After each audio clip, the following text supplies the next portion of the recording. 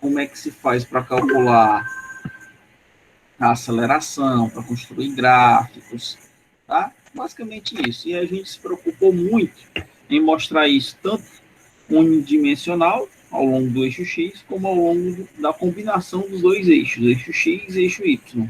Quando a gente faz a combinação dos eixos, seja eixo X e eixo Y, nós podemos analisar alguns movimentos, como, por exemplo, o movimento circular uniforme, podemos analisar, por exemplo, um lançamento oblíquo, a gente pode analisar quando a gente combina movimentos, né?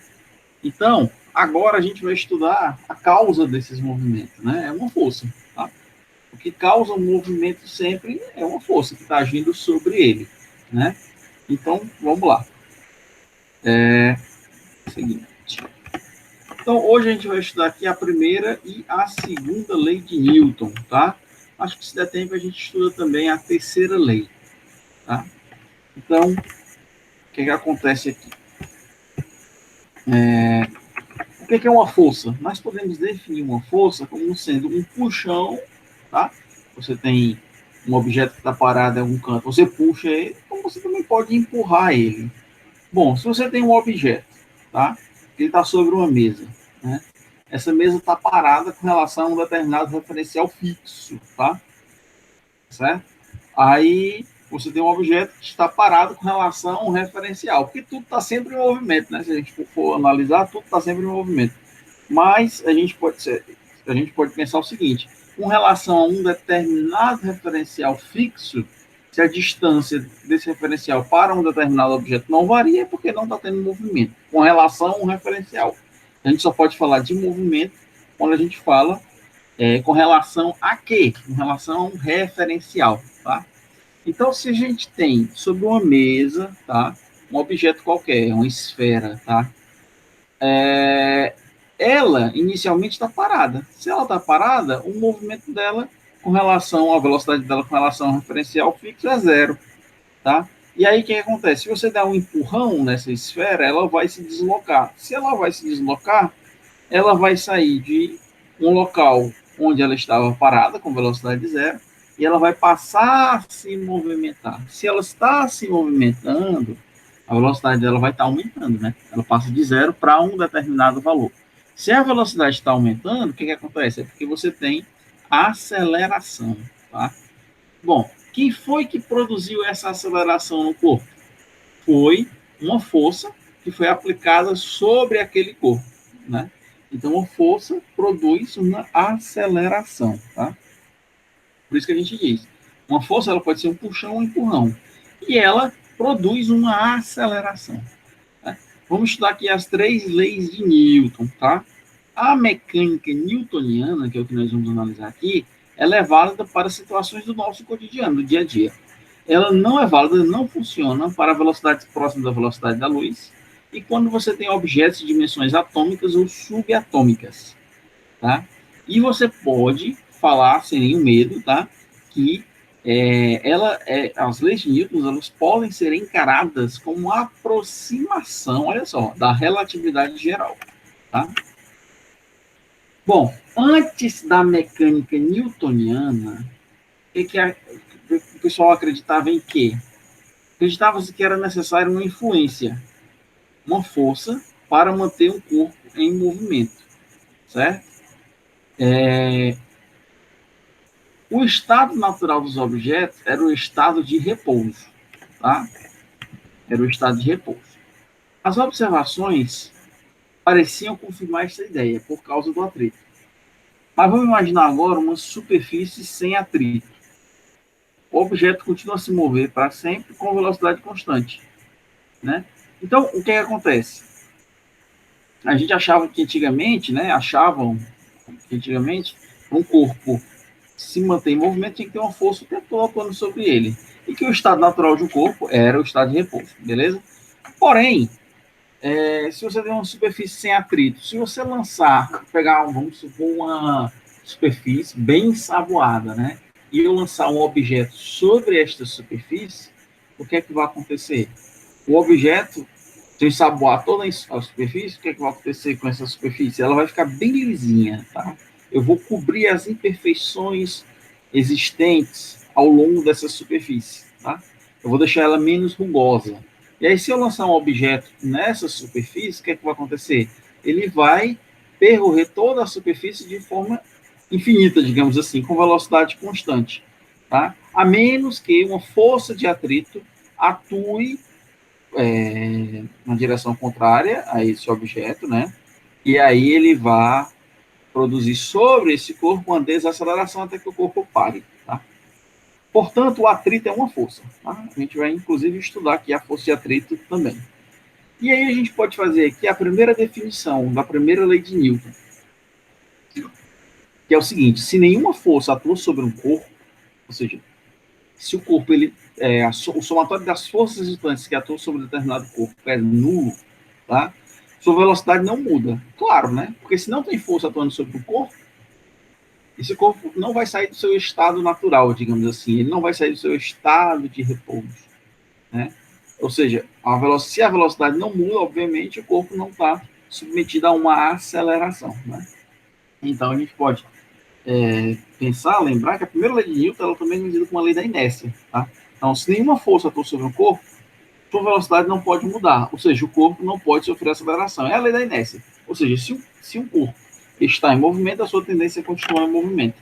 Se um corpo está em repouso, a sua tendência vai ser continuar em repouso, tá? Então, beleza. Características da força. Como é que a gente calcula força? Como é que a gente mede força? A unidade de medida da força é o Newton, tá? Que é também conhecido como quilograma metro por segundo ao quadrado. A aceleração de um objeto, porque força, pessoal, ele é conhecido como massa vezes a aceleração. A massa está em quilograma e a aceleração vai estar em metro por segundo ao quadrado. É por isso que a unidade de força fica quilograma metro por segundo ao quadrado.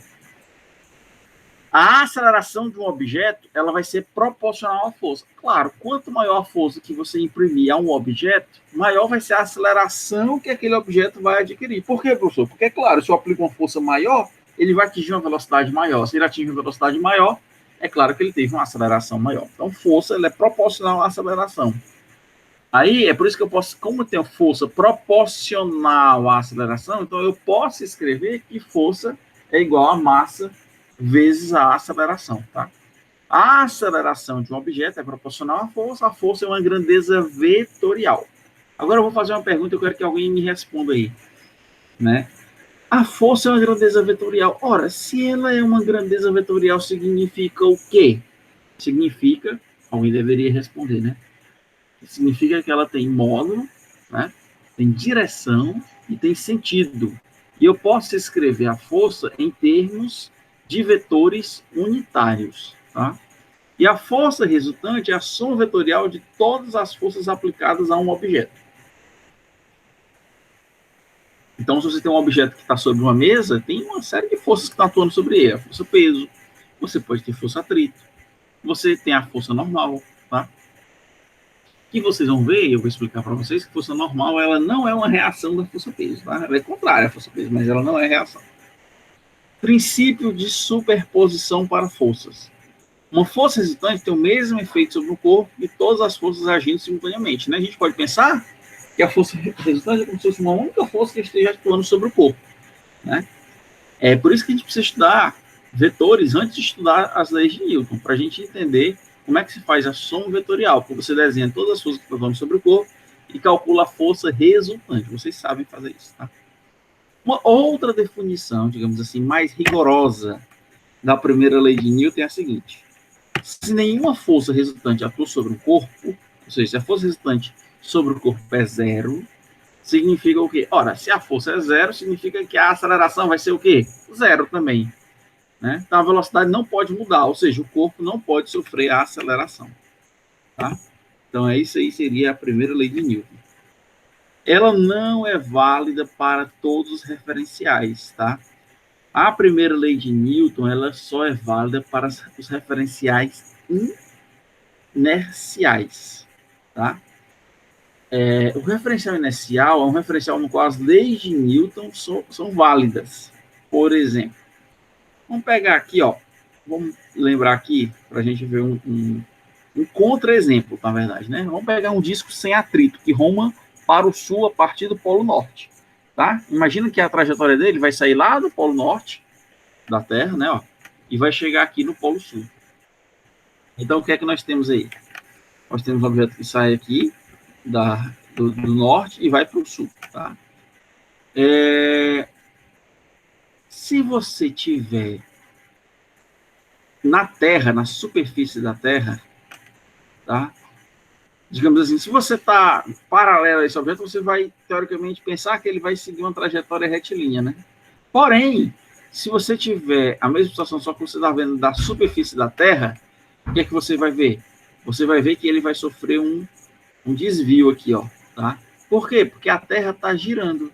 A rotação da Terra causa um desvio aparente. Então, quem está de fora aqui do sistema vai enxergar esse disco, ele fazendo um movimento, um desvio, e não um movimento retilíneo, tá? Então, para grandes distâncias, a superfície da Terra é um referencial não inercial. Nesse caso, pessoal, de referenciais não inerciais, tá? As leis de Newton não são válidas, tá? E aí a gente precisa introduzir uma força fictícia. A gente introduz, por que esse objeto está tendo essa rotação aí? A gente diz, é uma força fictícia que está atuando aqui sobre o corpo. Mas na verdade não é, porque a Terra está girando, ela está girando em torno de si mesma, ela está executando aí um movimento de rotação, tá? Geralmente, a gente supõe que o solo é um referencial inercial, tá? Aí ele está perguntando aí nesse teste, ó, quais os 6 arranjos da figura mostram corretamente a soma vetorial das forças F1 e F2 para obter um terceiro vetor que representa a força resultante? Ora, no item A aqui, eu tenho a força F1 e a força F2. A força resultante, ela sai lá da extremidade de F1 até a extremidade de F2, pessoal? Não, né? Tá falso. Tá? O item B, tá falso do mesmo jeito, que ela tá saindo de uma extremidade e indo para outra. Agora, quando eu pego essa força F2 aqui, ó, aí eu pego a força F1, coloco ela para cá, que é o caso do item C, ó. Aí a minha força resultante, ó, ela sai da origem de uma e vai para a extremidade da outra, tá? Ela pode também sair de F1 e ir para a extremidade de F2? Pode. Então, aqui também é uma representação correta da força resultante. No item E também, ó, tem uma força F1 para cá, F2 para cá. E aqui eu já ensinei a vocês, aqui a gente tá, como se a gente estivesse calculando aqui a hipotenusa, né? A gente utiliza aqui o teorema de Pitágoras para calcular a força resultante, certo? Então, a resposta dessa questão seria os itens C, D e E, beleza? Bom, definido o que é força, definido o que é a primeira lei de Newton, explicado que ela só é válida para os referenciais inerciais, tá? Definimos também aqui qual é a unidade de medida de força, que é o quilograma metro por segundo ao quadrado, né? Já falei para vocês que a força é uma grandeza vetorial. Agora a gente precisa explicar o que é massa, tá? Então, a massa de um corpo é a própria... Todos nós temos massa aqui, tá? Então, a massa de um corpo é a propriedade que relaciona força com a aceleração. Ou seja, massa é igual a força dividido pela aceleração. O que é massa? A massa é uma resistência, né? O que é mais fácil você deslocar? Um livro de 1 quilograma ou um elefante de 1 tonelada? É óbvio que é um livro, né? Porque é uma massa bem menor. A massa é uma medida de resistência de um corpo a qualquer mudança de movimento. Óbvio que o motor sofre muito mais para levar uma carga de 1 tonelada do que uma carga de 200 quilogramas, tá? Um exemplo simples aí, ó. Eu tenho uma força de 8 newtons. Aí eu aplico ela a uma massa de 1 kg, de 2 kg e 0,5 kg. Para uma massa de 1 kg, a aceleração é 8. Para uma massa de 2 kg, a aceleração é menor. Por quê? Óbvio, eu aumentei a massa. Agora, se eu diminuir a massa, olha a minha aceleração, ela vai aumentar muito mais, tá? Inclusive, quando você tem carros de Fórmula 1, tá? Os pilotos, eles têm que ter uma saúde extremamente boa. Por quê? Porque a massa deles vai influenciar na aceleração do carro, tá certo? Então, você meio que se obriga a ter pilotos magros, tá? Você não pode ter um piloto gordo, não, porque vai prejudicar muito, tá? As equipes, certo? Então, os caras vivem fazendo atividade física e tal, tem que ter um controle rígido da massa deles. O efeito das forças pode ser expresso por uma lei. Bom, a primeira lei de Newton, ela tem uma definição apenas, digamos assim, literal, né? Ela é baseada principalmente em observação, tá? A gente define a primeira lei de Newton como uma lei da inércia. O que a primeira lei de Newton diz? Tem duas definições aqui, ó. Se nenhuma força atua sobre um corpo, sua velocidade não muda, ou seja, o corpo não sofre aceleração. Então, se ele está parado, continua parado. Se ele está em movimento, ele continua em movimento. Uma segunda definição da primeira lei de Newton: se nenhuma força atua sobre um corpo, a velocidade não pode mudar. Por que não pode mudar? Porque a aceleração vai ser zero. Tá? E aí a gente tem aqui uma segunda definição, a segunda lei de Newton, na verdade, né? A primeira lei de Newton é a lei da inércia. E a segunda lei de Newton é a escrita de força é igual a massa vezes a aceleração. Tá? Então, o que acontece? A segunda lei de Newton, a gente pode escrever ela da seguinte forma: força resultante igual a ma. Né? A definição dela está escrita aí, ó. A força resultante que age sobre um corpo é igual ao produto da massa do corpo pela aceleração. Pessoal, essa definição é uma definição generalista da força, né? Força é ma. Só que, quando você tem um objeto que está se deslocando em um espaço qualquer, nós temos três dimensões, x, y e z. Então, a gente tem que calcular a força resultante em x, a força resultante em y e a força resultante em z. Tá certo? Isso aqui só é válido, tá? Para quando a gente está trabalhando no nosso ambiente conhecido, tá? O ambiente que a gente vive. E tem três dimensões espaciais e uma temporal, tá? Na verdade, nós vivemos em um mundo, tá? Que tem quatro dimensões, certo? Existem muitas teorias, tá? De mundos paralelos em que você tem existe assim nessas teorias, né, de mundos paralelos em que há quem fale que existem outros mundos em que você não tem só essas quatro dimensões, não. Você tem muito mais, teria outras dimensões, tá? Então vamos lá. Mas aqui, para o que a gente está estudando, que a gente estuda na física clássica, tá? Newtoniana, tá? Nós só vamos estudar essas quatro dimensões aí. Mas se aparecesse, digamos assim, outras dimensões, era só acrescentar. Né? X, Y, Z, Y, U, I, o que aparecesse, tá? Não teria problema. Bom, então, continuando. A componente da aceleração em relação ao dado eixo é causada apenas pela soma das componentes das forças em relação a esse eixo, tá? E não por componentes de força em relação a qualquer outro eixo. Né? É claro, porque você pode ter um corpo que está acelerado em Y, né? Essa aceleração ela só vai ser influenciada apenas pelas forças, pelas componentes das forças que atuam em relação a esse eixo, né? Você despreza os outros eixos. Tá? Bom, como eu já falei, né? Se a força resultante que age sobre o corpo é nula, a aceleração do corpo é zero. As forças, e aí, como consequência, as forças que agem sobre o corpo estão em equilíbrio, mas as forças continuam a existir, tá? Quando a gente calcula a força resultante, a gente não está desprezando nenhuma das forças, a gente está escrevendo matematicamente isso de uma forma mais simples. Tá? Bom, nós temos várias unidades, né, de medida para força. Newton, no Sistema Internacional de Unidades. Tá? Por quê, professor? Porque é melhor escrever Newton do que quilograma metro por segundo ao quadrado. Tá? E esse sistema que a gente utiliza aqui é o sistema internacional, mas tem outros sistemas, tem o CGS, tem o sistema inglês, tá? No sistema inglês, a gente calcula força em libra, a massa em slug, e a aceleração em foot per second, né? Ao second square, né? Ao quadrado aí.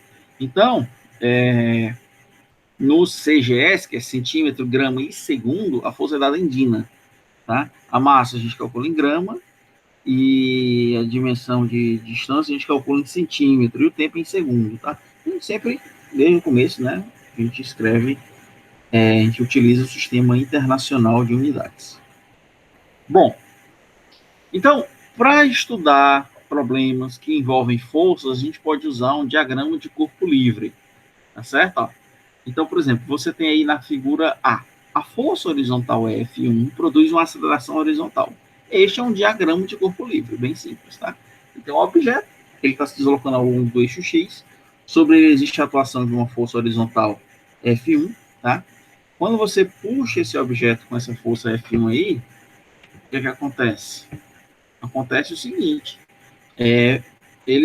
esse diagrama vai ser só isso mesmo, você tá a força F1 atuando aí para a direita, né? Porém, você pode ter um segundo caso, em que você tem uma força F2, ó, pode ser atrito isso aqui, tá? Então você representa a força F1 atuando para a direita, F2 atuando para a esquerda, tá? E aqui seria o diagrama de corpo livre para esse sistema, onde tem duas forças atuando sobre o eixo X. Porém, você pode ter uma terceira força, F3, aqui, que ela faz um ângulo θ com o eixo X. Aí, nesse caso aqui, o que a gente faz? A gente vai calcular as componentes. Tanto a componente horizontal, que vocês já sabem calcular. A força F3 horizontal, que vai ser o quê? Vai ser F3 cosseno de θ. E a força no eixo Y vai ser F3 seno de θ, tá? Então, sobre o eixo X, você tem duas forças. Quais são? F2 e F3 cosseno θ. E sobre o eixo Y, você vai ter uma terceira força, né? Que é a força F3 vezes o seno de θ, certo? Bom, então, ó, testezinho bem simples, tá resolvido aí, mas é só pra gente relembrar, tá? Eu sei que vocês já sabem disso lá do ensino médio, né? Não tem nenhuma novidade aqui, não. Então, você tem duas forças horizontais aí, uma de 5 e outra de 3. Qual é a força resultante sobre esse corpo? Ora, se uma força 5 para a direita e 3 para a esquerda, a força resultante aí vai ser 2 newtons, tá? Aí ele pergunta, se uma terceira força horizontal também age sobre o bloco, determine o módulo e a orientação de F3 quando o bloco está em repouso. E quando ele está se movendo para a esquerda com uma velocidade constante de 5 metros por segundo. Bom, ele quer que a gente calcule aí a terceira força horizontal. Ele está dizendo que uma força F3 está atuando sobre esse corpo. Ele quer que você calcule o valor, né, dessa força F3, mas ele está afirmando que quando essa força F3 atua sobre o corpo, o objeto fica em repouso. Ora, a única forma desse objeto ficar em repouso é se a resultante das forças que atuarem sobre ele for igual a zero. Ou seja, se eu tenho uma força de 5 newtons atuando para a direita e uma força de 3 newtons atuando para a esquerda, qual é a força que eu tenho que colocar aí na esquerda para que esse objeto fique em repouso? Ora, se é 5 newtons para a direita e 3 newtons para a esquerda, eu tenho que acrescentar 2 newtons, né? Na esquerda eu vou ter 3 mais 2, 5. Eu vou ter 5 newtons de cada lado, então o objeto vai estar em repouso. Tá? E agora, se ele estiver se movendo para a esquerda com velocidade constante.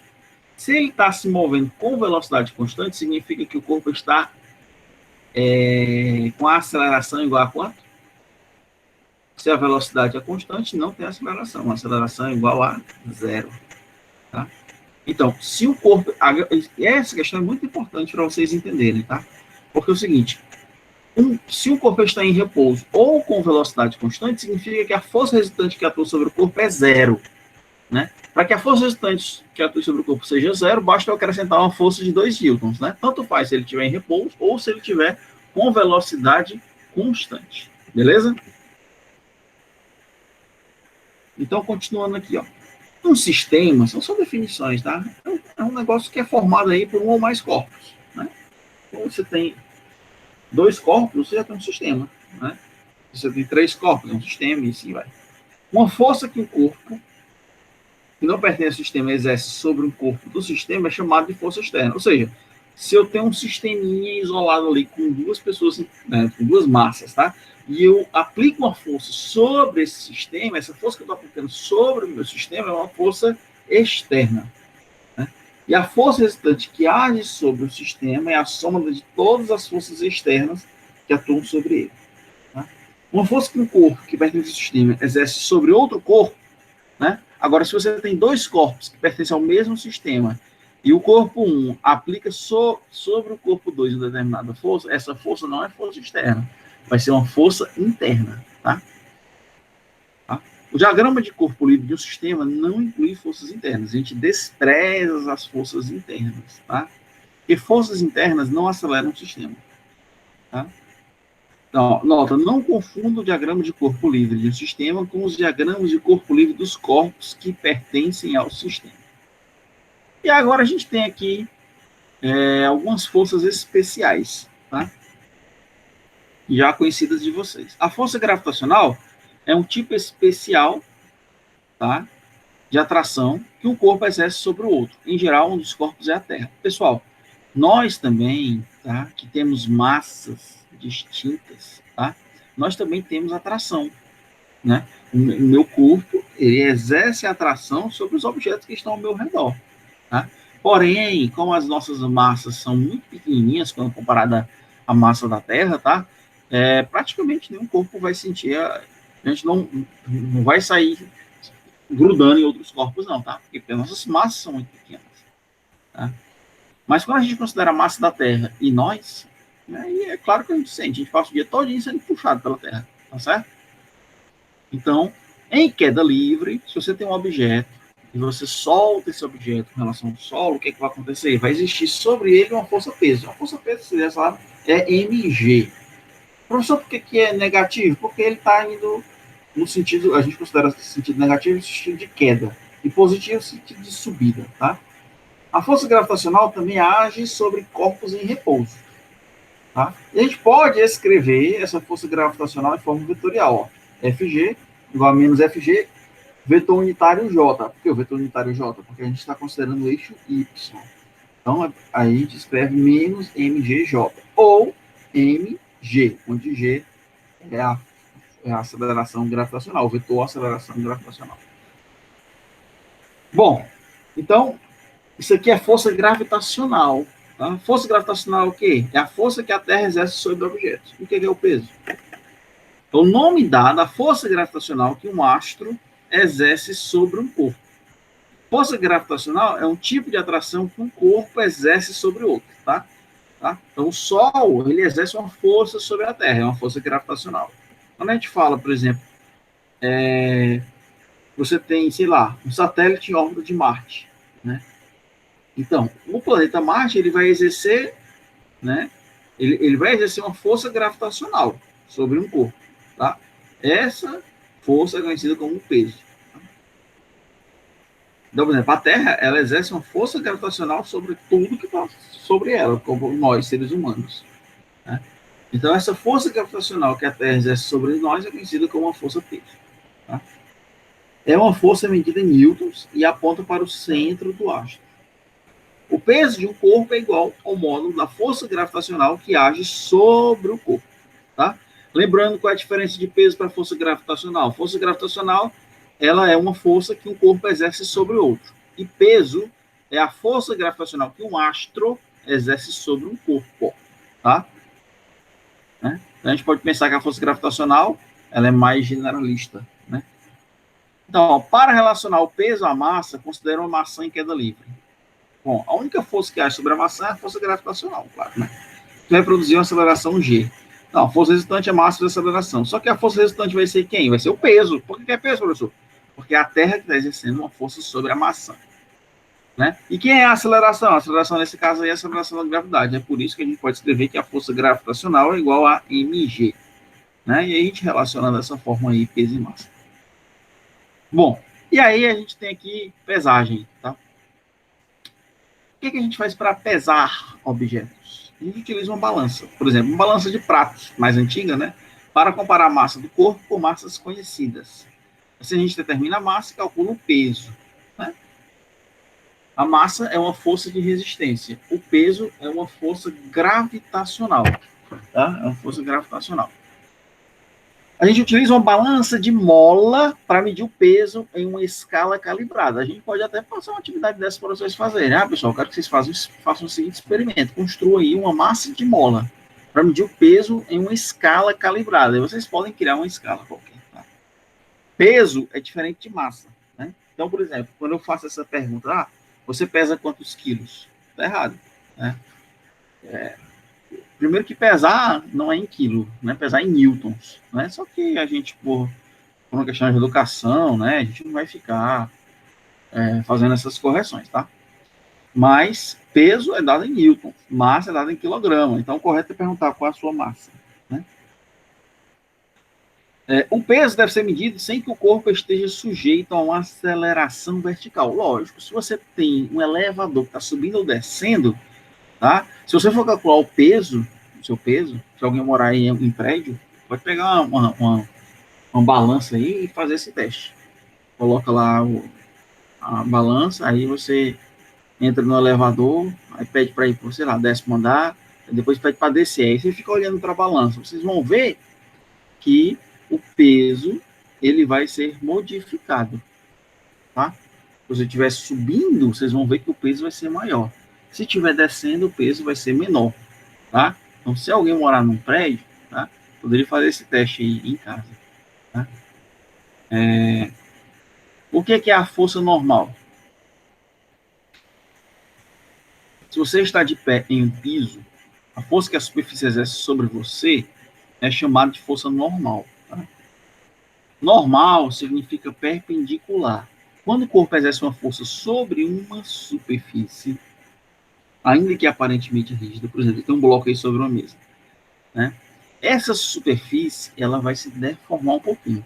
E ela vai empurrar o corpo com uma força normal, que ela é perpendicular à superfície. A força normal é a força que a massa exerce sobre o bloco, tá? Que a mesa exerce sobre o bloco, tá? A força gravitacional é a força que a Terra exerce sobre o bloco. Tá? Essas forças são iguais e elas se cancelam. Tá? Certo? Mas lembrando que a força normal aqui não é uma reação à força gravitacional. Tá? Força normal é experimentada por um bloco em repouso em uma superfície horizontal que está. Então, por exemplo, ó, vamos supor que você esteja, né, em uma balança. Tá? E você está subindo um elevador com uma aceleração vertical a y. Qual vai ser a força normal? Vai ser a força peso, tá? Mais MAY. Por quê? Porque você está subindo de forma acelerada. Então, a força normal vai ser M que multiplica G mais a Y. Se você estiver em repouso, né, você não está acelerado, a aceleração é zero, então a força normal que atua sobre esse corpo vai ser igual a mg. Tá? Beleza? Aí o que é a força de atrito? A força de atrito aparece quando um objeto desliza ou tenta deslizar sobre o outro. Ela é paralela à superfície e tem a direção contrária do movimento. Então, se você tem um objeto que está se movendo aí para a direita, a força de atrito é um negócio que aparece aí, digamos assim, como se fosse uma resistência a esse movimento. Então, a gente pode calcular a força de atrito, né? Inclusive, essa força de atrito, vocês vão ver que ela é proporcional à massa, né? Professor, por que ela é proporcional à massa? Óbvio. Tenta puxar um objeto de 10 quilos, agora tenta puxar um de 100. Né? É claro que você vai ter um atrito muito maior, né? Você tem dificuldade muito maior. Por quê? Por da massa. Aí existe uma outra força também, tá? São as forças de tração. Vocês já devem ter visto isso em algum lugar. Força de tração, uma corda, por exemplo, é presa a um corpo e esticada. Né? Então, você amarra uma corda num objeto qualquer. Então, essa força de tração são forças que atuam em cordas, por exemplo. A corda exerce sobre o corpo uma força T, dizendo que a corda está sendo tracionada. Tá? Uma corda inextensível significa que ela não fica se esticando. Tá? E de massa desprezível. A gente considera a massa dela bem pequenina, a gente despreza isso. Ela existe apenas como um meio de ligação entre os corpos. A corda, isso aqui é bem interessante, tá? Ela exerce a mesma força de tração sobre os dois corpos. A força continua a ser a mesma se os corpos e a corda forem acelerados. E mesmo se a corda passar por uma polia sem atrito de massa desprezível. Tá? As expressões em itálico são hipóteses simplificadoras. Então, por exemplo, ó, quando eu tenho um objeto aí, eu estou puxando ele. Eu puxo ele com determinada força, tá? Então, vai ter uma força de tração que vai estar atuando durante toda essa corda. Né? Agora, ó, quando eu tenho aqui no item B, ó, eu estou puxando o objeto novamente, ó, a tração que está atuando aqui na direita é a mesma força com a qual eu estou puxando. E aí, quando você tem uma polia, ó, essa força de tração é a mesma ao longo de todo o fio. Tá? Certo? Bom, agora, aplicações das leis de Newton. Então, vamos ver aqui, relembrar aqui a terceira lei de Newton. Dois corpos interagem quando empurram ou puxam um ao outro. Quando dois corpos interagem, as forças que cada corpo exerce sobre o outro são iguais em modo.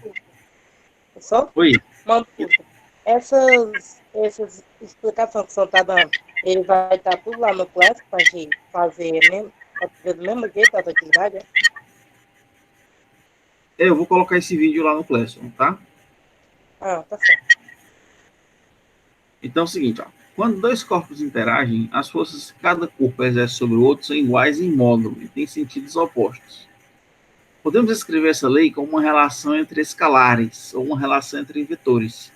Então, por exemplo, se você pega e aplica uma força, né? Você pega sua mão, dá um murro na parede, o que, é que acontece?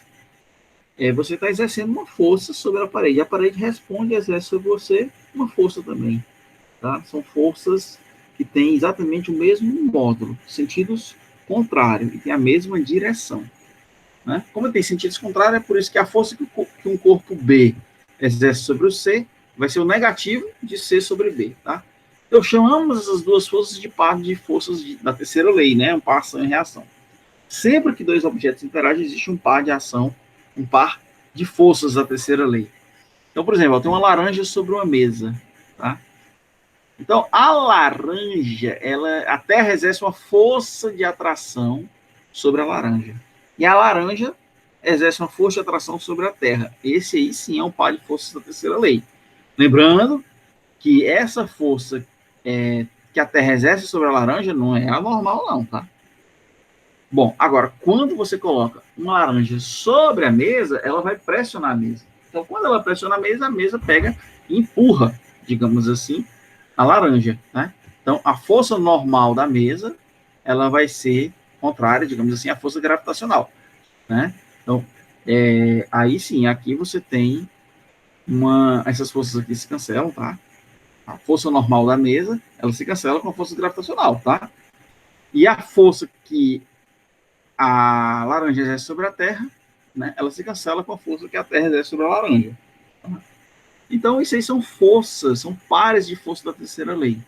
A laranja e a terra formam um par ação e reação, assim como a laranja e a mesa formam um par ação e reação. Tá? Então é por isso que eu digo que a força normal da mesa, lembrando, tá? A força normal da mesa não é uma reação da força gravitacional. A força normal da mesa ela é uma reação, tá? Né? A força normal da mesa é uma reação a quê? Porque eu coloquei uma laranja sobre a mesa, né? Então, é uma reação da força que a laranja exerceu sobre a mesa, tá? Né? Então, ela vai reagir e vai ter uma força da mesa sobre a laranja. Tá? Que é o que está aqui, está escrito. Ó, F, laranja, terra, vai ser o negativo de terra, laranja. A força que a laranja exerce sobre a mesa vai ser o negativo da força que a mesa exerce sobre a laranja. Eu estou pulando aqui os testes, eu vou deixar exercícios para vocês fazerem, tá? Bom, aqui é um exemplozinho em que o que acontece aqui? Você tem um objeto de massa mzão e outra de massa mzinho. Como é que a gente resolve esse tipo de problema aqui? Um bloco de massa grandão, 3,3 kg, e está ligado por uma corda, uma polia, a um bloco de massa menor. Tá? Certo? Então, ó, quais são as forças que estão atuando aqui? Ó? Tem uma força tração, tem a força normal aqui nesse bloco D, aqui eu tenho a força peso dele, aqui eu tenho essa força tração, e aqui eu tenho uma força peso também. Tá? A gente desenha todas as forças envolvidas, a gente pode tratar a corda como inextensível, a gente pode desprezar a massa da polia, tá? E os blocos a gente pode tratar eles como partículas, tá certo? Então a gente desenha um diagrama de corpo livre para cada bloco. Para quê? Para eu poder entender o que está acontecendo. Então, tem a força normal para cima, a força gravitacional, que é o peso dele para baixo, a tração aqui e a aceleração. E aqui também eu tenho, ó, esse objeto, esse blocozinho P aqui, ele tem uma forçazinha que está sendo exercida sobre ele, que eu chamo FGP. E aqui eu tenho tração para cima, tá? Então eu tenho uma aceleração para baixo. Então a gente aplica a segunda lei de Newton a cada bloco, para a gente obter um sistema de equações. Então eu vou aplicar a segunda lei de Newton tanto para essa situação, para esse objeto de massa mzão, como para esse objeto de massa mzinho, tá? E aí eu vou trabalhar no meu sistema de equação. Professor, quais vão ser, no caso aqui, as forças que vão estar atuando sobre esse objeto? A tração, pesão aqui, vai ser o quê? Vai ser MA. Aí, beleza, já sei. A força normal aqui vai ser igual, vai se anular com essa força FGD, já que elas são iguais, elas se anulam. Então, a única força que está atuando sobre o bloco Mzão vai ser tração, que vai ser igual a quanto? MA. Para esse blocozinho aqui, eu tenho outras duas forças. Eu tenho essa força peso e essa tração. A tração aqui não é igual à força peso, tá? Ó, essa tração que está puxando esse objeto para cima é diferente dessa força que está atuando para baixo. Aí o que é que eu faço? Eu calculo que é a segunda lei de Newton, tá? Eu faço tração menos mg. Por quê? Porque essa massa mzão é maior que a massa mzinho, tá? Então eu entendo como se ele estivesse subindo, tá? Aí eu faço aqui, ó. Tração menos mg igual a menos ma. E aí você combina essas equações, vai fazer aqui algumas manipulações algébricas. Eu vou, quando eu for resolver questões na quarta-feira, eu mostro isso passo a passo para vocês, tá? Eu só mostrando aqui de modo geral. Aí a gente resolve e aí vai encontrar tanto o valor da aceleração como da tração. Aí aqui tem outro caso, por exemplo, quando você tem um bloco sendo puxado em uma rampa, tá? Aí você também vai fazer a decomposição das forças aqui, tá? E aí a gente faz a decomposição das forças, aplica a segunda lei de Newton e calcula o que a questão tiver pedido. Então, resumindo,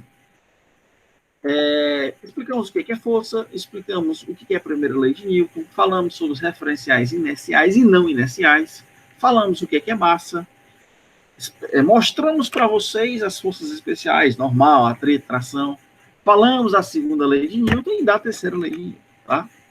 Então, são conteúdos simples, né? Agora, o que é que vocês vão fazer? Vocês vão fazer exercícios, tá?